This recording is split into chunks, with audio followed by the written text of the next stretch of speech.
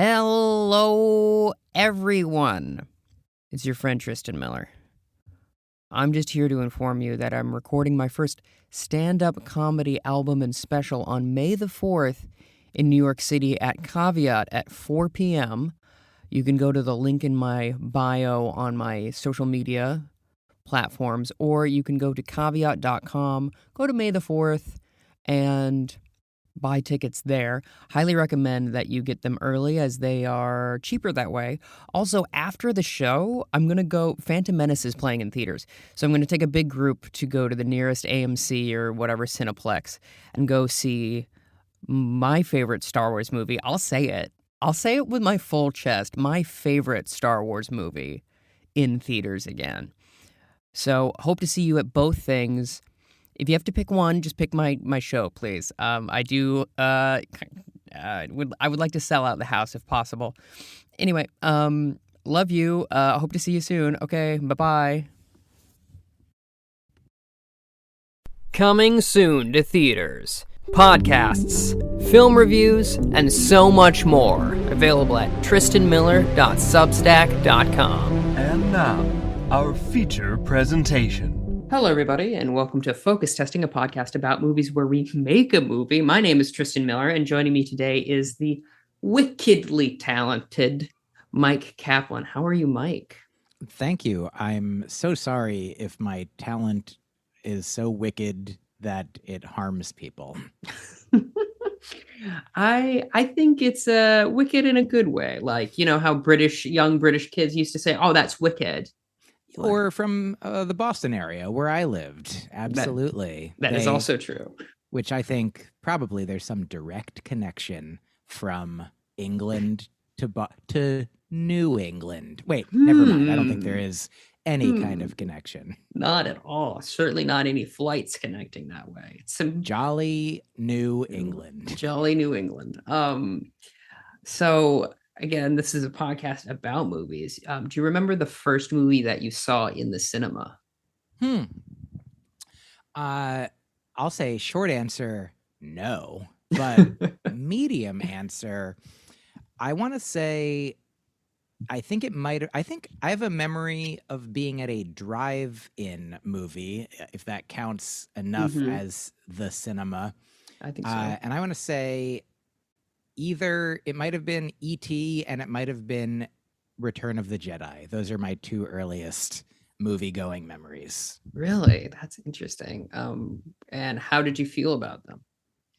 I liked them. I mean, I feel like I liked playing with toys, and that's what the movie people and creatures were. Like, I feel like, I didn't have the experience of being... If I'd been a little older and I'd seen, the original Star Wars first and then Empire Strikes Back, but I think Return of the Jedi was the first Star Wars movie that I saw. So there were already like various spoilers spoiled. Sure. I was always like, yes, that is Yoda. I have a toy Yoda, of course. But I often wonder about people who got to experience like seeing Luke arrive on Yoda's planet looking for a wise, powerful Jedi master, and then meeting this cute little weird little Muppet, and he's like, "Come on, I'm looking for Yoda," and it's a pretty good Mark Hamill. Come on, I lost a hand at some point later, or recently, or somewhere around now. I'll also go on to voice the Joker. Yeah. I'm sure that I get to experience many fun surprises in movies and art that other people in the future will be like, man, I wish I got to experience that surprise, but I know everything. Yeah. Though I loved him. I loved, I'll say it, no one can dispute. I mean, if they can, I don't know, maybe you get my mom on here as a rebuttal witness, be like, you did not actually enjoy Return of the Jedi or E.T. I was probably a little freaked out at the parts of E.T. where there's like government, testing, a little scary. Another movie that scared me as a young stir was I don't mean to cause a stir, but I was a young one. Supergirl. There's a Supergirl movie in the 80s, and there was like a villainous creature of some kind that I believe like the effects I'm sure today would be laughable to an adult in this century, millennia and such. Millennium, Falcon. Back to okay. So, Tristan. Yes. The answer to your question is Supergirl got stretched out by this creature in a way that scared a single-digit age me. And that was also one of the first movies I saw in a theater. That's Final answer. Final answer. For $5. No. I think that's very interesting because the first movie I remember seeing in the cinema was also Return of the Jedi, but the re-release. Wow. What? We're different. Yeah, but we're the same. For sure. The only memory I have, because we watched them, they re-released all of them, so we watched them one each day of the weekend. So I kind of remember A New Hope, but all I remember is seeing Jabba the Hutt's sail barge blowing up and going, "Oh, that's fucking cool." Do you have a preferred cinema snack? What's your go-to? What a fun question. Because you're vegan, which changes. That's right. Things. So I brought it up this time. That what they say about vegans is their friends always ask them about it. So these days I see more movies at home than in a movie theater. Theater? I never know how to pronounce that word. And the otter, yes. Yes, the otter. In German, it's Theater. That's what I was. Yeah, of course. Yeah, so I don't see them a lot in the theater. And when I did, I feel like I was always like a sneak food in rather than buy it there kind of guy. Like, it's just, I don't know if anyone's talked about this, but the prices are so high. Why isn't anyone talking about this? It's almost as if it's so weird because the movie costs maybe millions of dollars to make and you get it for $6, according to whatever stand-up comedian said that in the 80s. But the popcorn costs 1 cent and you get it for $6. So it's kind of even. I'm not a huge popcorn eater. It's like, it's fine. Like if I knew, like if an asteroid were going to hit the Earth and destroy all life as we know it tomorrow, or even in a couple days, and if somebody was like, "Do you want some popcorn?" I'd be like, "Sure." But not knowing when my death is or how imminent it is, I'm like, nah, I'd rather eat other stuff. Popcorn's not my favorite. And Renee, my girlfriend, does not. Renee, my girlfriend, but for your listeners, Renee, my girlfriend, she doesn't eat much corn because she has not the best reaction to it sometimes. And so in solidarity, like we keep a pretty corn-free household, and a corn-free movie-going experience and museum and music, anything that starts with moo or mew, we try to keep corn out of it. Other than jokes. I'm fine with corn and jokes. That rubs some other people the wrong way, but not Renee. That's who I care about the most. That's true. As you should. So we watched 1.5 movies last night. Oh, really? And I'll tell you what I ate. Was it 9.5 weeks and then 101 Dalmatians? That's funny. Good pull of a movie with a half in it. Absolutely. The first movie we watched was an action movie that I hadn't heard of until I did a podcast myself the day before. Not specifically about movies, but Chris Martin, a comedian, not the lead singer of Coldplay. He mentioned he's a fan of, quote, dumb action movies, and I am also a fan of said genre, and we exchanged a few, and I was like, you know a lot. What are ones that I don't know? And he named one. He was like, have you seen Plane. I was like, I've not seen Plane. I like that the name is very plain as well, but it's plane spelled like the vehicle because it takes place on and mostly on and around a vehicle that is a plane. Featuring Gerard Butler and Michael Coulter, I want to say is his name. He played right. Luke Cage in the Marvel Cinematic Universe Netflix show. The ones that he's in, all of them. And so we watched that movie. And we watched we started, but then it got late and I had to get up in the morning. So we responsibly went to sleep earlier than we would if we watched the whole movie, The War of the Roses, which I've never seen. Do you know it? I know the historical period it's based off of, but I don't know the film. Well, this one is about a couple who are married and thus one of them was named Rose and then the other one became named Rose. And then that couple has quite a tiff that gets exaggerated in the title of the movie to be called The War of the Roses. The people, played by Michael Douglas and Kathleen Turner, they're so funny and good. Anyway, to answer your question, during those movies, we have a new policy in our home that we like. We like our policy that we're not like other homes. We have fun. Yeah. Other homes are like we go by their policies, but we don't. Our policy doesn't have to apply elsewhere. But our bedroom we live in a lofted studio now, and so when we go up the ladder to our bedroom, no savory food there, only sweet food or no food at all. And so savory food gets eaten down in the area where I am now. And so while watching the movies up in the bedroom area, I ate berries and a Misfits chocolate caramel vegan protein bar. Sounds and is delicious. Can I tell you, that does sound very good. They're really great. It's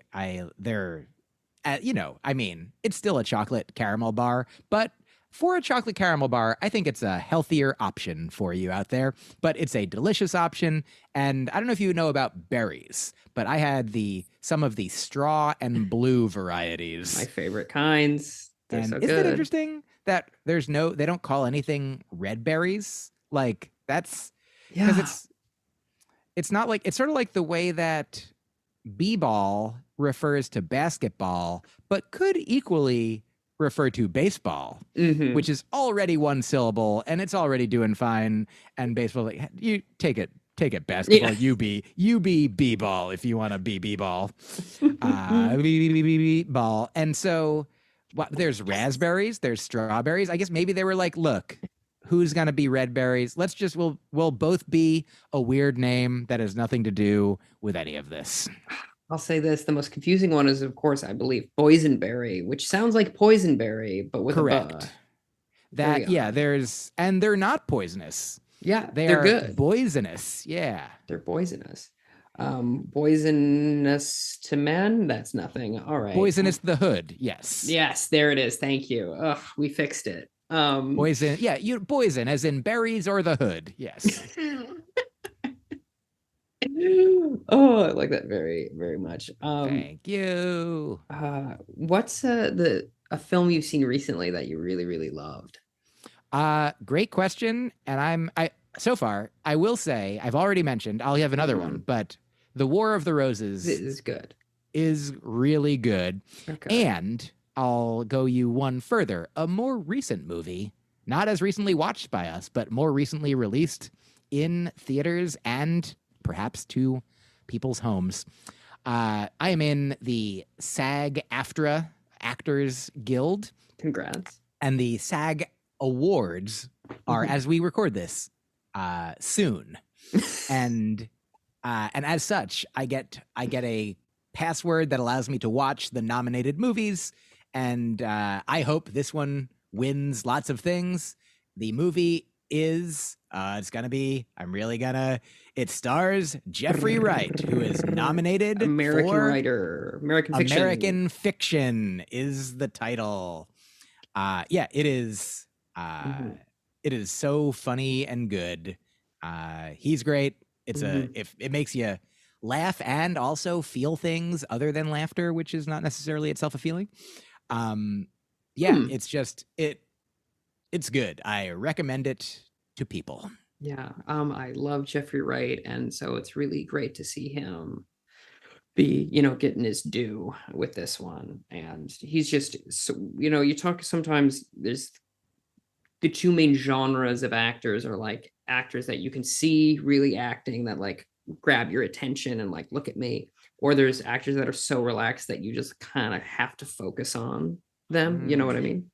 And Jeffrey Wright is so relaxed and so confident in everything he does. He's a beautiful, beautiful performer. That's yeah, I love that distinction. It reminds me also of in stand-up comedy, Mm-hmm. which I do and you do. I learned, I think this is a story about Stephen Wright, Mm-hmm. who I'd say is like Stephen Wright is to stand-up as Jeffrey Wright is to acting. I didn't even Two how did that rights don't make a wrong. wow, they make an even more right. They make a writer Yeah. of American fiction. Um, so in the movie, Jeffrey Wright plays a writer, and his name is Wright. It's all Wright coming together. makes many rights. Now, does anyone listen to this podcast aside from us? Because I can't guarantee that others will appreciate everything that's happening here the same as I and we do. But I will say, Stephen Wright, speaks with a slow delivery and a low volume in a way that it is almost required. I mean, if you want to hear what he's saying, you must listen. But I heard a story once that, he would, if he was starting out in Boston before he was, as successful, before he, was playing theaters where people were coming to see him, he would just be at a nightclub or a dance club where they just put, a microphone in the middle of the dance floor and people are like making noise and not necessarily paying attention. And some people might be like, hey, listen to me, like a misguided teacher. But he would just speak perhaps even quieter, or at least not raise his voice loud. And then people eventually would be like, hey, what is this? Is this guy, he's talking. Hey, everybody, we should listen. And like, he would draw people in by being quiet. Like, and there's like a power to that I feel like the Jeffrey Wright assessment that you made reminds me of. And that is, I have completed my story. Excellent. Yeah, I very much agree. I think going small when people expect you to go big or vice versa is far more compelling as a performer, no matter what kind of performance you're doing. All right. Sometimes I go medium. Well, on average, most things are average. That's Isn't funny, it, Tristan. Thank you. Isn't it weird that medium and median sound so similar, but they're not quite the same, but they almost mean the same? It's almost like someone with dyslexia wrote it down right or incorrectly. It's kind of like there's a Shakespeare line that is to my nuncle, and it starts NU, like nuncle. We're just like, surely you meant mine uncle, and they're like, no. I want to tell you a couple things. Sure. Number one, you're right. Number two, Thanks. Isn't it interesting that, medium, median, basically the same, but what if somebody was like, medium? Be like, that's different. That is true. Medium is someone who is a psychic, but also emotionally intense. They're trying, everything that they tell you about your future is that you need to help them. That's a very good premise. What I'm seeing is, can I get a ride home? Also, a funny thing in your description of like, oh, maybe somebody wrote it down wrong, but you accidentally briefly said, what if accidentally somebody wrote it down right? Which was the very kind of thing that almost happened. And he without sin can cast the first stone. I will be throwing no stones. Oh, you know what's Okay, I have one Mhm. final thing to say, but now my second to last thing. Mhm. Without sin, do you know the word that means without in Spanish? No. Sin. Oh, so like sans almost like sin. Yes, Yeah. exactly like sans, except with one different letter and then Mhm. another letter missing. But he was without sin. Maybe somebody just wrote it down right. Um, so the other thing I want to say is regarding my nuncle. Have we ever talked about this in my linguistic studies?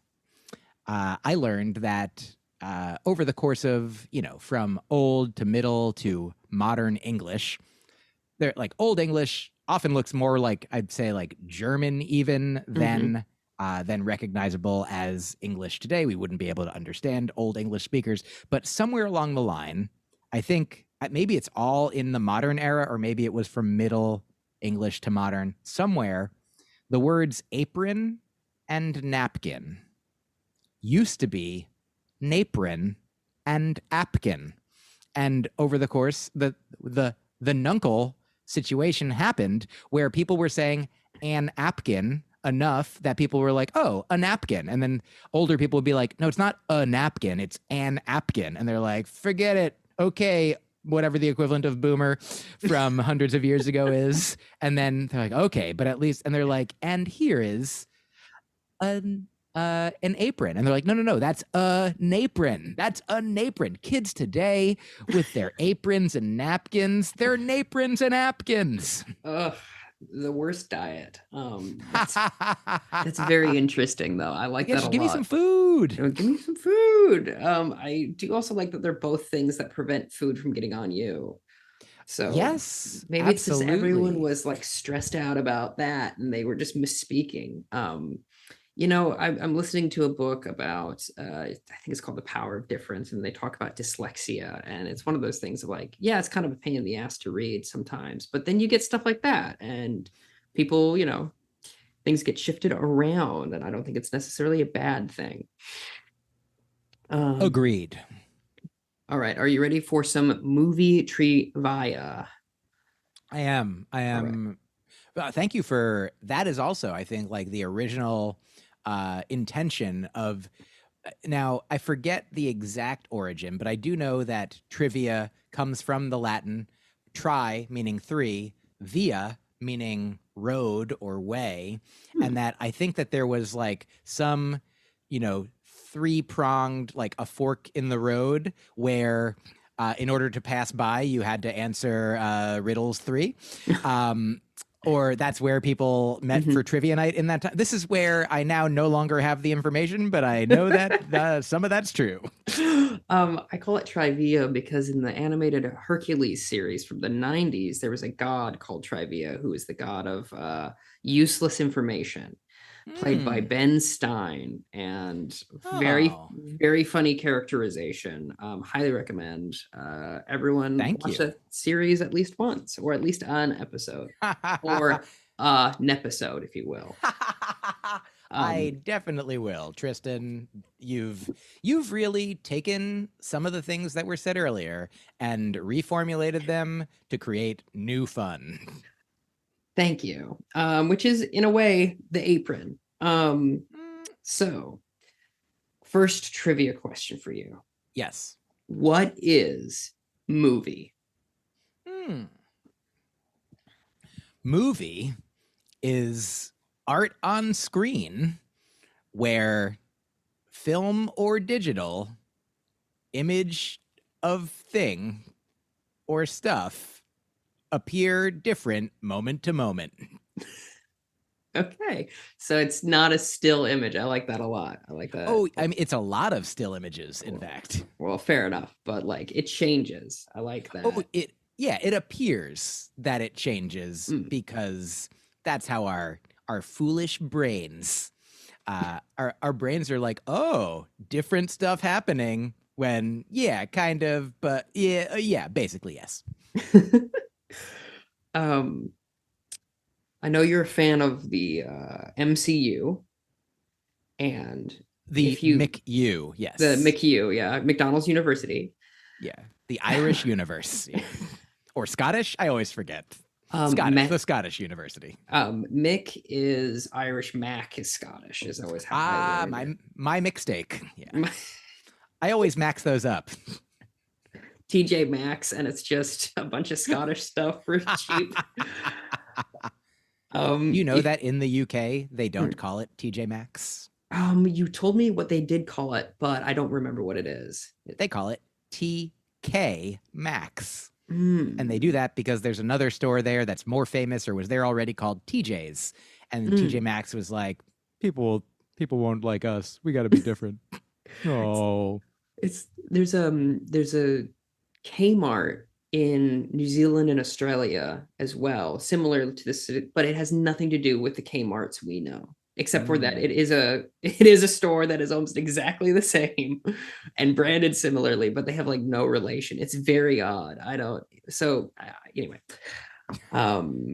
seemed relevant when I started talking. So yeah. Mitch, if you had to kill a Marvel character off for good, who would it be and why?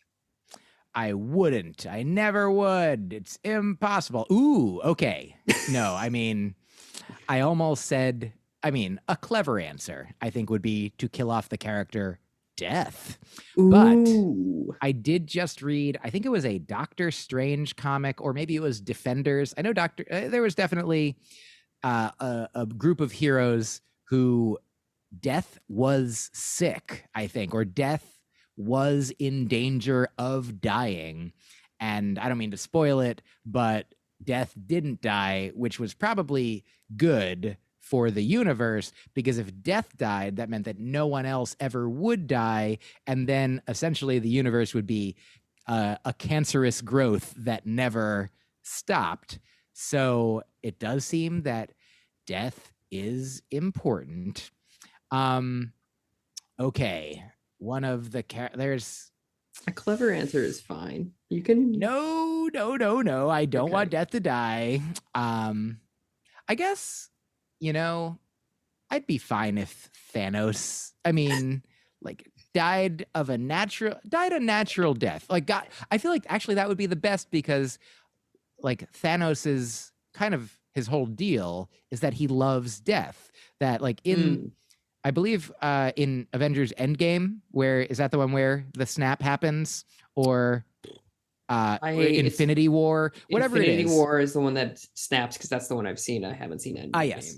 So Infinity War, I believe, is based on the comic book Infinity Gauntlet, which started the whole Infinity series of books, of which I don't know how many there are, but I think it's infinity. I was going to say, is it still going? I think it's actually like 9, but maybe 13. Definitely an odd number. Maybe it's 8. Sideways 8. That's how many there are. That's very good. And thank you. So in the very first one, that is a story where in the comics, I think this was like in the late 80s or early 90s. Am I right? Late 80s? Okay. That's the thing I like to say whenever I say late 80s, because it sounds like ladies, comedy from comedy. Yes, I do know from comedy. I know comedy from comedy, but I also know comedy from drama. Yeah, it's there too. So in the series, The Infinity Gauntlet, I think it's that Thanos wants to impress Death. And so he gathers all of the Infinity Gems, snaps his fingers, and half of the population of the universe is eliminated, the same basic way that it happens in the Infinity War movie that you saw. Infinity War, the sequel series to Infinity Gauntlet in the comics, but in the movie, they're probably like, people don't know what a gauntlet is. Let's just go with war. I think that must be part of the conversation. Oh, absolutely. Like the Philosopher's Stone versus Sorcerer's Stone conversation that they had. What's a philosopher? My goodness. But there's a nice double entendre with Gauntlet and Gauntlet, because Gauntlet can be... It's much more elegant. They're like, look, do you want to have it be good, or do you want people to buy it? Okay? Because they won't buy it if it's good. They'll only buy it if it's not good. So your choice is up to you. Good or they buy it. So I will say, so in that series, which then became the movie in some form, like, yeah, Thanos really loves death. So I feel like he would be the perfect character to die. Yes, I think that's great. He is to die for. Yes. What animal would you like to ratatouille you into greater success? The hat can be as big as you want. Oh. I'm trying to get to start this thing, and because people push back on spirit animal, appropriately so. Yes. Then I'm trying to go, cool. Well, what's your ratatouille then? That's great, because for a little while we were also doing Patronus, and then that became additionally problematic. But yeah. Oh, what? So the question, ask me again. What animal? What creature would I like to ratatouille me? And we're talking like a type of an animal or a specific creature? Either or. It sits atop your head and makes you better at whatever it is you want to accomplish with your life. And the hat is as big as it can be. Like, don't worry about it. Oh, sure. Like well, the first animal, the first creature that pops into my mind is Rini, my aforementioned girlfriend. She's an animal, and she would be perfect to help me be better than. But that's already happening without her sitting atop my head, Ratatouille and you style. can probably make that happen if you really want to. Yes, but she wasn't my first. I thought about her because, I mean, number one, she'd be a great choice. Number two, she has a family, and so we have a family of stuffed animals. And one of them that she acquired but has determined is more partial to me. He's like my bro, is this little brown bear named Fudge. And his mouth is kind of in a little like inquisitive look always. He's kind of like, and so he kind of like looks up to me, but I also like, he helps me out a lot. And so I think the two of us together, I think we'd really, maybe I could be his Ratatouille, and then I think Rini, I don't know, this is a pretty incredible coincidence, but she is, I mean, I don't know if Rini's coming nearby, but hello. Hi there. I'm Fudge. I'm on TV now. Okay. Excellent. All right. Oh, bye. Okay. Thank you. So yeah. So Fudge. That's my main answer. Though also, I'll say an octopus. I feel like they could do some cool work. They're so smart. Have you seen My Octopus Teacher? The Netflix documentary. It's pretty beautiful. Yeah. The octopus is smart. A pig is also pretty smart. So maybe a pig. But yeah, I'd say octopus, a whole team of Avengers. They could take turns, or like, like Inside Out Pixar style. So we've got Fudge, we've got Rini, we've got an octopus, we've got a pig, and probably a dolphin. They're pretty good too. And a very smart, compassionate alien, a Buddha. Yeah. Did I get it? Yes, you got it. 100%. What book do you think they should never turn into a movie? The Jungle Book. I mean, they shouldn't have called it The Jungle Book. It's a movie. When they made the book, it's called anyway. What's the deal? That's just a joke answer. My sincere answer. Ooh, how about the Bible? That's a good one. That's one I often say as well. Glad we're on the same wavelength there. And let's see. I mean,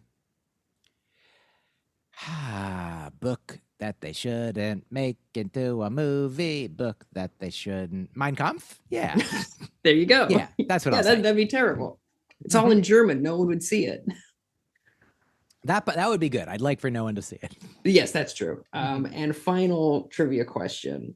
Why is Austin Powers so sexy? Oh, because he makes everyone horny, baby. Okay, so I like that as an answer. It's like he's not necessarily horny as sexy, but other people are horny at him. Yeah. Okay. I mean, that, I think just definitionally, like, yeah, I think that this is actually a really interesting, like, philosophical question, because, like, if you were the only, I mean, if you found yourself funny, then you could, and you were the only person that there was, then you'd be like, yeah, I'm funny because I find myself funny. But often, but you couldn't find yourself tall. Like, there's some things like tall. Yeah, I think I'm tall. But if you're the only being, Well, if you're the only being, then you have nothing to compare it to. So you could be tall. exactly. Well, that's the thing is, height requires a context for comparison. And I do think that that's also so perhaps for, like, funny and sexy. Like, that there is no just objective, intrinsic, agreed upon by all. Like, it's relative and context dependent. And so what makes Austin Powers sexy is that other people are made horny by him. I like that answer a lot. That's very good. Now, if you ask me why other people are made horny by him, I have no idea. All His right. confidence. Okay. It's confidence. Mojo, baby. All right. Are you ready for double features here? I'm ready, though. First, I will say, Mojo Baby. That'd be another character that'd be fine eliminating from the Marvel. I guess not. He's not in the Marvel Cinematic Universe, but the character Mojo is a Marvel villain that I'm fine either way. So, I mean, whoever created him, great work. I'm sure that you could make a beautiful story where I cry. Oh, real quick. Here's a book that maybe could be made into a movie if it hasn't been already. But I just finished this book yesterday, and I like it. I cried beautiful tears. And I recommend to you the book by, have you heard of Becky Chambers? I know that name. Becky Chambers. I just read this book of hers. It's the first one that I've ever read of hers, and I'm excited that she's written more books.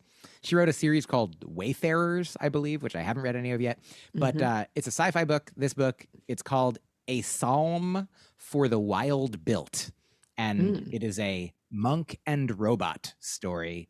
And it's it's really cool. So I recommend to everybody, anyone who likes movies, read this book. Anybody who's listening to this podcast, read this book or listen to it on an audiobook. Probably there is one. Anyway, now I'm ready for double features. Right. What film that is similar thematically but opposite in tone would you pair with Ferris Bueller's Day Off? Similar in theme, not similar in tone. Castaway.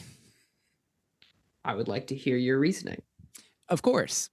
Well, Ferris Bueller's Day Off. Castaway is all about a massive day off. That's true. And, you know, he's trying to, like, Ferris Bueller is constantly trying to get away with things. And Tom Hanks in Castaway is constantly trying to get away from the thing, everything that's there, the island. Ferris Bueller has, you know, a nice friend, Cameron. Did I make that up? And that's a pretty similar name and concept to Tom Hanks's friend, Wilson. Yeah, I mean, I think the rest is pretty self-evident and obvious, but tonally, they're pretty different.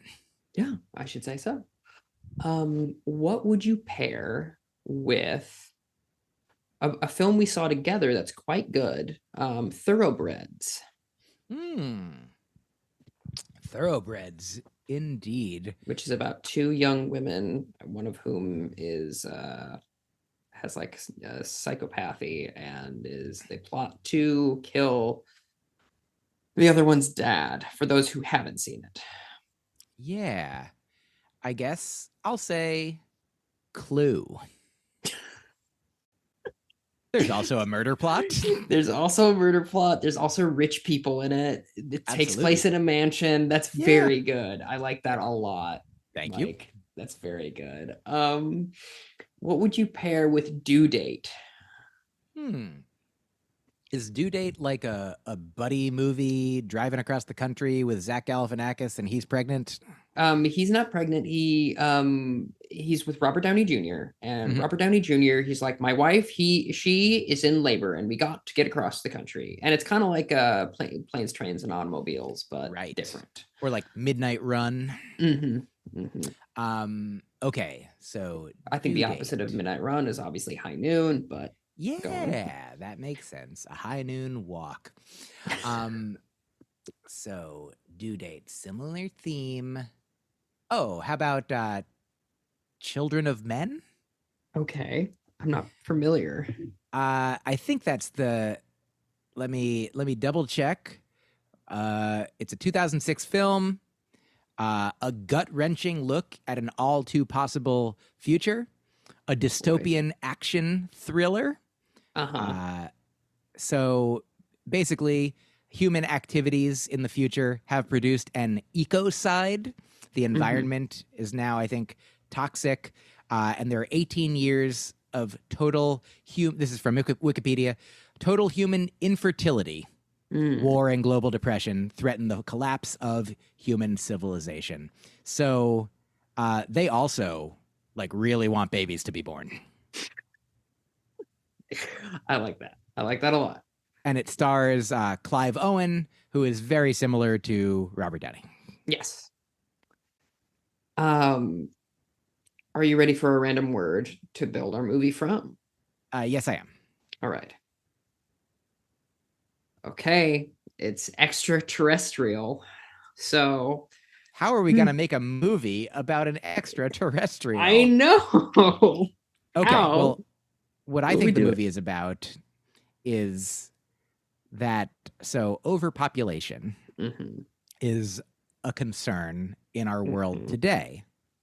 Like I think the population is doubling every shorter and shorter amount of time. You know, like 100 years ago, like I feel like there was only like 4 billion people just a few decades ago, and now there's 8 billion people. I don't know the exact numbers and timeline, but it seems, you know, that's part of like we're using a lot of the resources that humans need to continue to live the way that many of us fortunately get to. And so this movie would be, I mean, science fiction, but science fiction as aspirational. I forget the name of this book, but a friend of mine told me they read a book about how science, like social justice and science fiction are kind of kindred because, you know, you can, in order to make society better, one must imagine how society could be different. And that is like the work of science fiction. And so in this particular movie, there will be the world has figured it out. The world has figured out how to have the optimal equilibrium of population, but then one extraterrestrial mucks up the whole system, and maybe the system is like the lottery or some, you know, some kind of dystopian idea wherein, I mean, part of the way that, I mean, this is, I mean, the truth that I understand it so like sociologically is that they have this, they should like, if you have an enclosure of like 100 mice and there's enough food for all of them, then the amount of mice will remain at 100. If they have too many offspring, then there won't be enough food for everyone, and some of them will die off, and it will return back down to that number.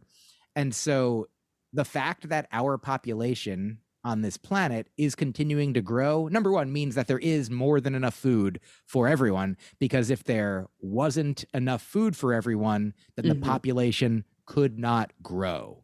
True. And so in this movie, perhaps it's about the people who are in charge of of being like, well, this is what we have to do if we want humans to survive. Some humans can't survive. And then the scrappy upstart who's like, no, you don't get to decide who gets to not survive.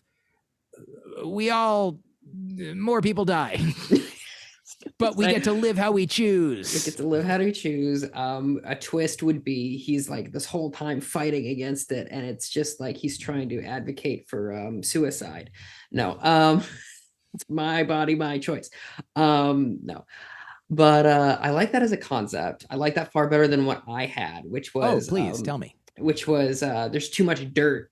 It's all this extra terra firma, and we just don't know what to do with all this dirt because the oceans are going down, and we got all this extra dirt. We don't know what to do with it. Ooh, you know what we could do is take all that extra dirt, create a new planet, an extra, and then put some of those extraterrestrials on that new planet, and then they'll actually become extraterrestrial as well.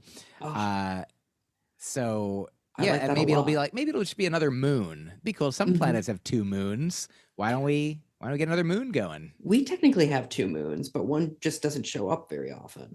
What? From my understanding, there's Luna, the main one we see every day, and then there's one that like shows up every 90 years or whatever, and is so far away that everyone's like, what? But anyway, I've never heard of this. I could be making stuff up. I'm gonna look up Luna second moon. Yes, please do. Regardless, I like that idea of combining the 2 ideas of like. Thank you. Yeah, there was an extraterrestrial idea, and all extra. Trust all about it. Yeah, maybe extra all about it. Maybe the movie could just be called Extra, and then people will maybe come to it thinking that it's about the news and papers from the past.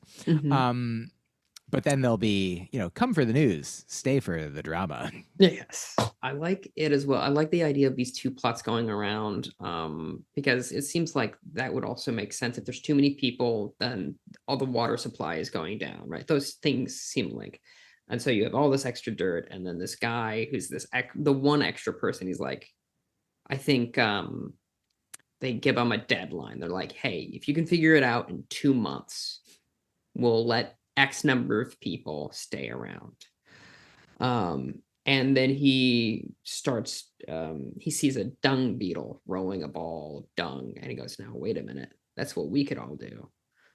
And then he goes, but we don't have enough dung, so we have to use this dirt.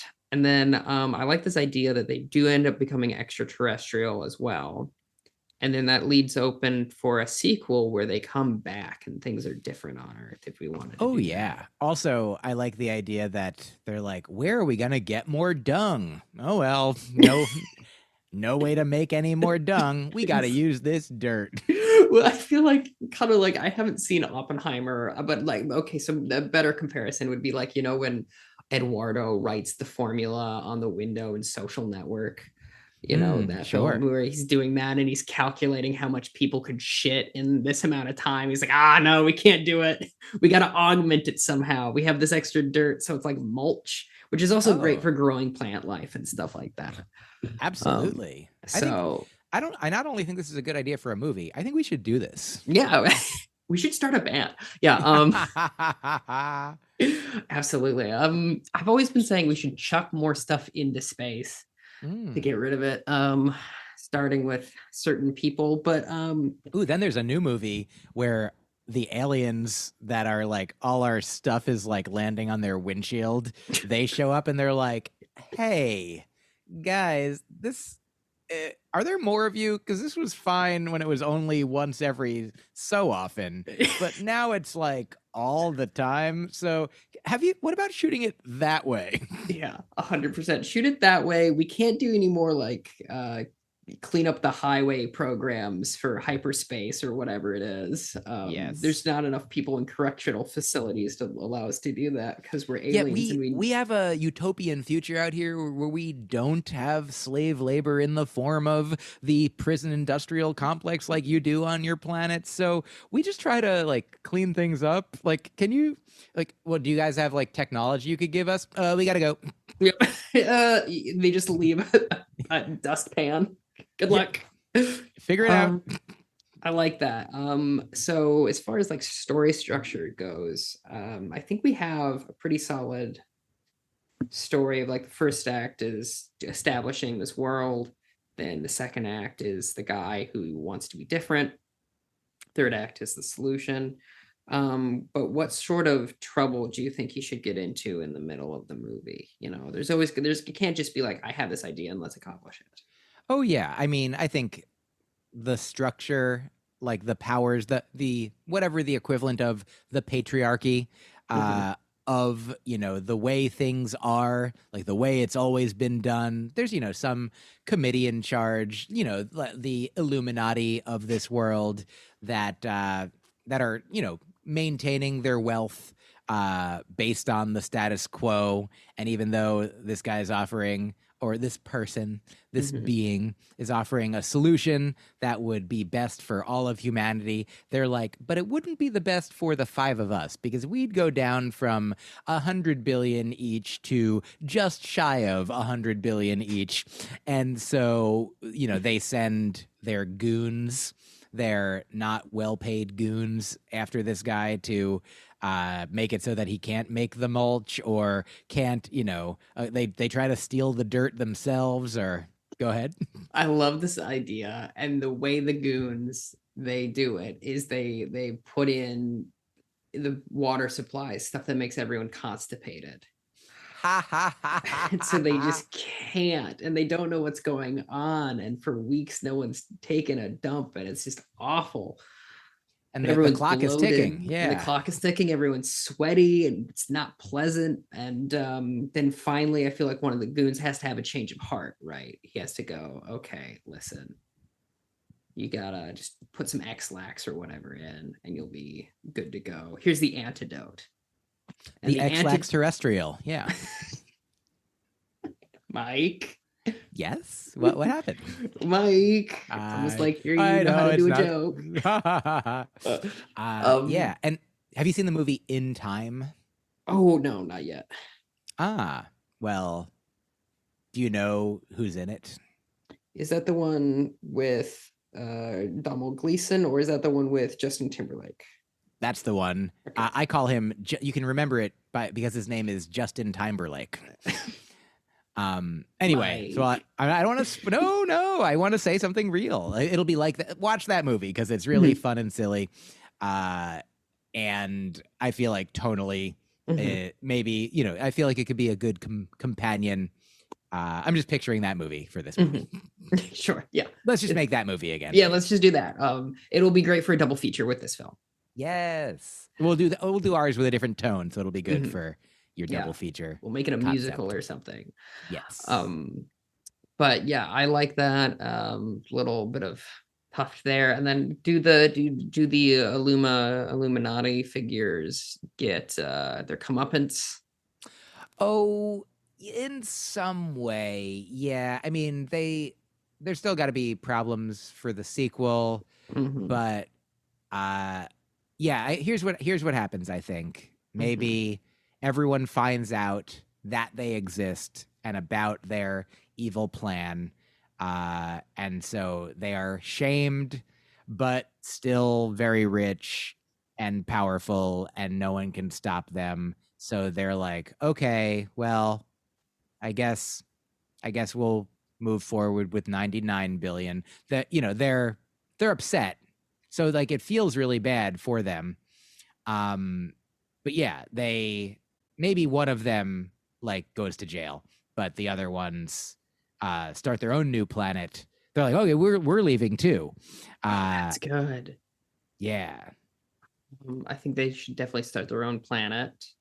But of course, them being them, they don't use the extra dirt. They start taking the dirt. That's right. The necessary dirt. and then they sling themselves into space, but I feel like it's got to go wrong for them. Yeah. And the spin-off can be like an alien type where they're all trapped on this planet with someone. The goon that the turncoat goon, and he's hiding and he's gonna hunt all of them down, and it becomes, the most dangerous game or whatever. Yeah, I like that name for the spin-off movie, The Turncoat Goon. Turncoat goon. I'll be back. It sounds like very Edgar Allan Poe-ish. Like that, maybe just because it has the same rhythmic structure as The Telltale Heart. Yeah. The Turncoat Goon. Oh, I like that. All right. Do you have any ideas of who should play our leading character, the titular extraterrestrial? That's a great question. I mean, I love so many people. Jeffrey Wright would be great. Yeah, well, let's go with that. Or I use Jeffrey Wright for the part. Yeah. What, Tristan? What? Or Tilda Swinton. Also good. Or Fudge. Oh Fudge. No, I don't. I like to, I'm more behind the camera. Okay. Or you. I think you could do it. I definitely could. We'll see. Only time will tell. Yeah, we'll run auditions, but those are my initial, short list. Excellent.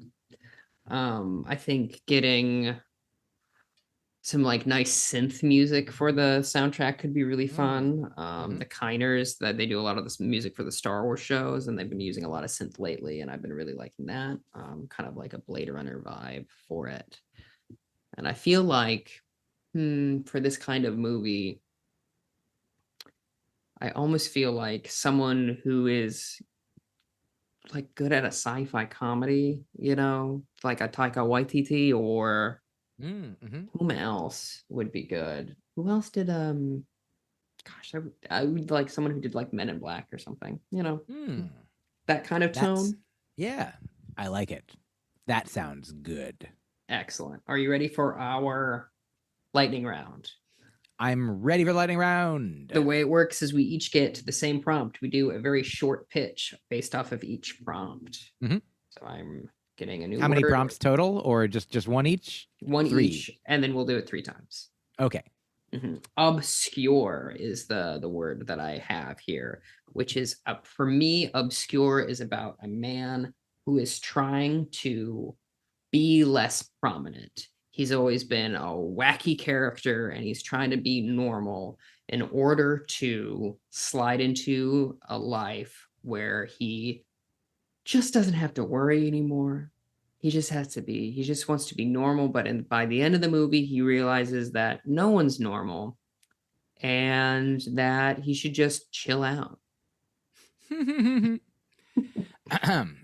I think that, to me, obscure is like a modernized version of the Thomas Hardy novel Jude the Obscure. And, it's basically just whatever happens in that book happens in the movie, but today instead of back then. Starring Jude Law, after whom he is that would named. Be incredible. Yeah. Jude Law, what drew you to this project, The Obscure? Well, they couldn't help but think of me. Couldn't help. Yeah, it's a dream come true. So the next one we have is Anne, A-N, making a big comeback from the beginning of this episode. Anne is back. Wow. Anne, wow. So I think of this as like a Pixar style, where Anne, as we all know, they're the classic articles in the English language, or determiners, as the linguists say. But we'll stick with articles. Your classic articles are a, an, and the. And I feel like a and the get most of the prestige, the credit, the honor. Like even in like Anne gets to hang out with Honor, but doesn't really think, should I even be here? Because Honor does start with a consonant. And so like Anne has a bit of an existential crisis, like self-esteem issues. He's like, why am I even here? Because like A can pretty much do everything. Like, here's the thing, but no. What about, and A's pretty trying to be helpful. A's like, look, like when things start with a vowel, it's really great to not have to say like a apple, like, but you can say a apple. And like, it's like, you can say, here's the thing. You don't say then apple. You can say the thing that starts with a consonant or a thing that starts with a vowel. You don't say then apple. You don't say the napple. Like that, it didn't happen. It didn't an apple. Yeah, you used to say the apkin, and then eventually you say the napkin, but not then apkin, never then apkin. And so it's sort of, it's like a coming of age tale for, like Anne like goes on a journey, externally and internally. And I was like, I have to, basically find myself and find a reason for being. That's really good.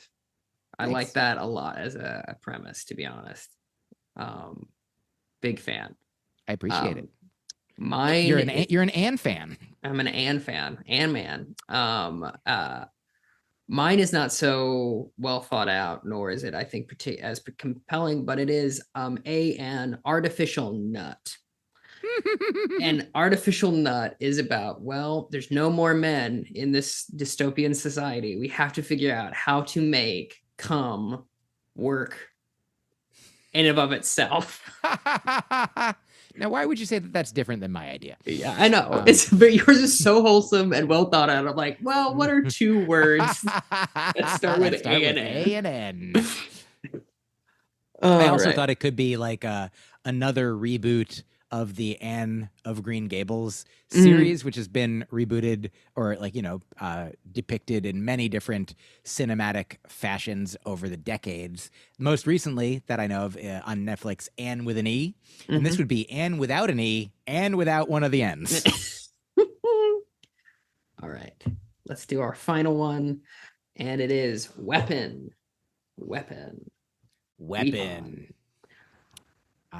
Shall I go first? Sure, if you have something. What if I don't have something? I'll still go first. Yeah, go for it. Yeah. Flip a little. So weapon, I mean, in the long storied tradition of movies like Plane, that I just saw last night. Weapon, it's sort of basically like, here's the maybe it'll be a meta thing like this, where we see the discussion of the making of the idea of the committee meeting behind, like a joke that I tell sometimes is about how The Amazing Spider-Man was the first full-time Spider-Man comic book series. Then eventually they had one called The Spectacular Spider-Man. And then they had one called The Web of Spider-Man. And then in the 90s, when I was a teenager, they released one that was just called Spider-Man, which I feel like they were like, hey, did we not just have one that's just Spider-Man? Like the adjectiveless Spider-Man? And like, yeah, you can't say it's adjectiveless because that's an adjective. And like, so just Spider-Man, that's amazing. I'm like, no, it's just Spider-Man. And so that's the joke, but that's what I feel like could happen here. They're like, man, we love these big movies without, just without any plot or character development, just like things exploding and people fighting. And that's what people want to see. Like, they don't want the Infinity Gauntlet. They want the Infinity War. They just want war. They just want weapons. Have we made a movie that's just called Weapon? And it's just like, the John Wickiest, the, shoot 'em upiest, just like it is just a battle royale where people keep having bigger and bigger weapons and blowing each other up, and eventually the story ends with somebody defeating everyone else using only the weapon of their mind. Oh my God. The real weapon was inside you this whole time. And then somebody's like, really? And he's like, yes, the weapon is my sword. It's been inside you this whole time. And he's a sword eater, and he... Yeah. I think Weapon is, for me, it's about a person who is really going through it emotionally. They're grieving, they've had a massive loss in their life, and but it's told backwards from them from years ago. Then they're trying to explain to their child how I left your mother.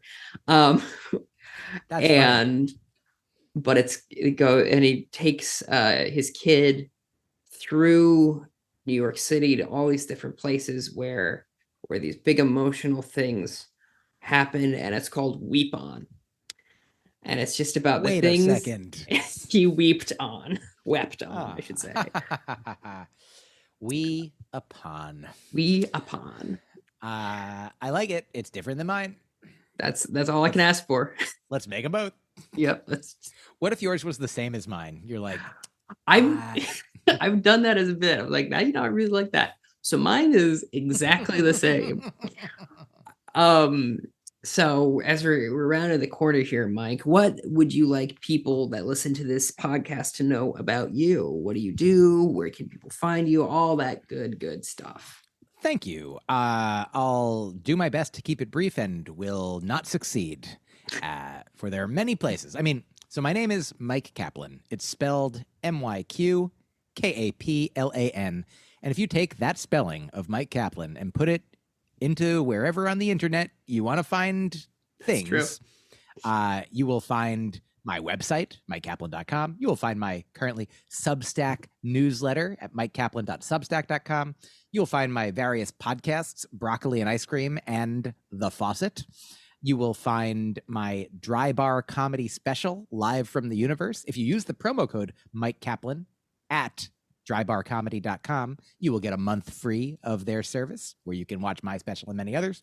You can find my special on Amazon, Small, Dork, and Handsome. You can find my assorted albums, the most recently recorded and released available one, which is AKA, among many others.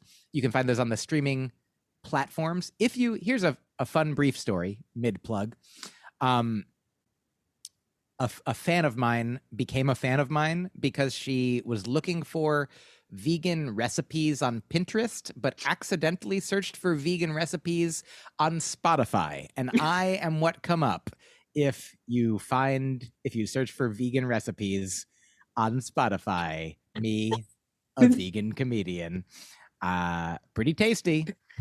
Very good. And so, yeah, I would say, and you can, come see me perform. You can find out where I'm performing by following me on social media at Myq Kaplan, or going to my website, or following my newsletter, that sort of thing. But I'll conclude with a thing specific to, I don't know if you noticed that there was a theme of movies on this podcast. But I have been in at least one, depending how you count, I'll say one or more movies. And the movie that's definitely a movie that I believe is available to watch on Amazon is a sequel to the movie Punching the Clown called Punching Henry. So I was invited by Henry Phillips, the writer of the movie, to be in the movie, and I got to be in it. And also in it, I was in scenes acting with J.K. Simmons. Oh, that's very cool. Yeah, he is, I think, an award-winning actor, technically speaking. He absolutely I think he's won many different kinds of awards, and he's a nice man. And it's a really funny movie, so I recommend watching both of those movies. The one I'm not in, Punching the Clown, and Punching Henry, the one I am in. And I do my best to just let the movie be good around me, and not spoil anything with the things that I say that are my part of the movie. And it's a very healthy attitude to have about acting, as I must say. It's like, well, let the movie be good. I'm fine. I'm whatever. I'm part of this. Let the movie be good. And I'll also recommend stuffed animals from the company Goond, which sounds like Goon, the Telltale Goond. Fudge, I don't believe, is of the Goond family, but he is an adopted member of our Goond family. Mm-hmm. Let the audio record show that Fudge nodded and said, but yeah, mainly, yeah, listen to my comedy albums, come see me perform where I'm doing that live. And thank you for having me on this podcast. Of course. And in your life as a friend. Absolutely. Always happy to have both of those things. I'm now going to speak to you, dear listener, and say you can go to tristanmiller.substack.com for early access to episodes, as well as the video of the episodes, as well as another podcast called Movies to Fall Asleep To, where I talk to people about their comfort movies, films they've seen over and over again, and perhaps actually have fallen asleep to. And you can go check that out. Also, as of this recording, I'm going to be recording my first comedy album on May the 4th of 2024 at Caveat. So you can go to my link tree and get tickets there. And yeah, that's pretty well it. Thank you very much for doing this, Myq. It's always a great time talking to you, and I love goofing around with you. I feel the same. Thank you so much.